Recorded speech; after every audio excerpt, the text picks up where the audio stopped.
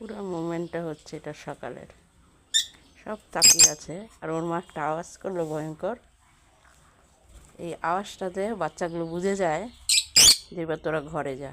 দুষ্টু, এতটাই দুষ্টু। ওর তিনটা বেবি এক জায়গায় বসে আছে, দুষ্টুও ছিল। দুষ্টু আমাকে দেখে বেরিয়ে আসলো, কিরে দুষ্টু, তোর তিনটা বেবি এক জায়গায়? হুম, তুই এক জায়গায় বসে রেখেছিস? এ দুষ্টু, কী করছে তোর বেবিরা? হ্যাঁ, কী করছে?